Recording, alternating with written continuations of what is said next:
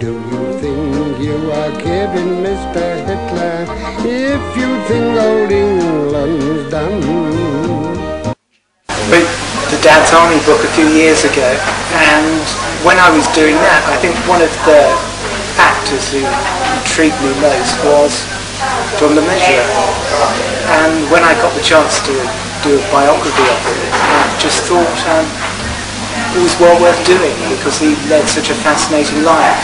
So I did the basic research on his family, which was fascinating. A lot that I didn't know about hereditary governors of Alderney and the various other great and good members of his family, both the Mesurier and her Lily side, keeping the empire going. So that was all fascinating. The only frustrating thing was so many of his relations were called John Le Mesurier. I almost suspected half the women were as well. I think until you get back to the French, and then it's Jean Le Mesurier. So it was quite confusing to get the family tree in order, but eventually did it. And then obviously did the BBC research, Britain Archives and all of that. And a lot of that was familiar to me before, obviously, from doing the Dad's Army book.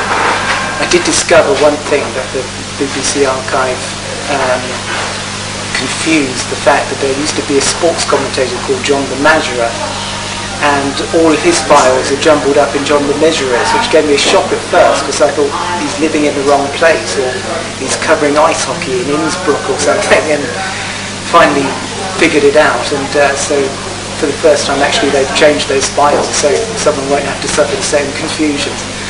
I did all of that BBC Archive, then obviously talked to the family, Joan, Robin, who lives in America now, part of the time in France, and they were incredibly helpful and supportive.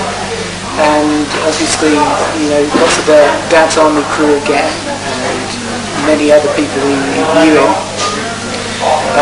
knew the family, and then went around Thetford, Bury St Edmunds, all over where he lived, looking at the area again, finding people who used to know him, and then managed to find quite a bit on his early stage career that I thought was fascinating, because one of the things that I wanted to get out of the book was the fact that he was much more versatile actor than he's made out to be. And when he was in Rep, he was playing the whole range of parts, and good guys and bad guys, and old and young, and so on and so forth. And that went on through to B-movies, the early B-movies, when again he was playing all kinds of roles and going against time.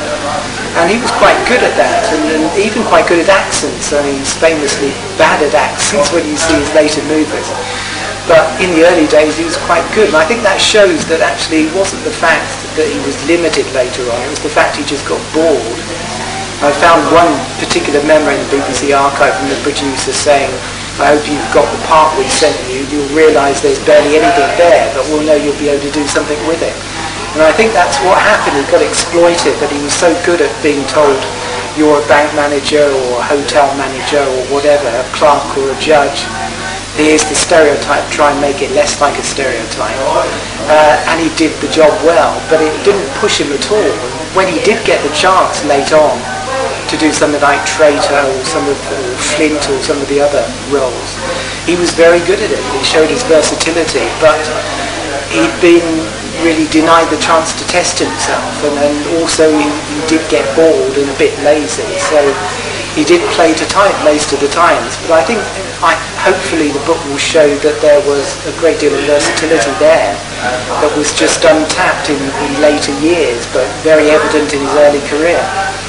So that was one aspect of the book. The other aspect, I suppose, was just to really show what a remarkably decent man he was, as well as a good actor. And it was heartwarming and fascinating to find out that just everyone I spoke to just really didn't have a bad word to say about him. And really what you saw was what you got with John Le Mesurier. He was a very kind, playful, very decent man, as well as a good actor, and obviously such a key part of Dad's Army. So it's a celebration of him and a celebration of the show again, and hopefully a tribute people will like to a very good man.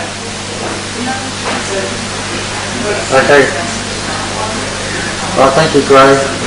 Thanks a lot. Thank you very much. Great pleasure. Thank you.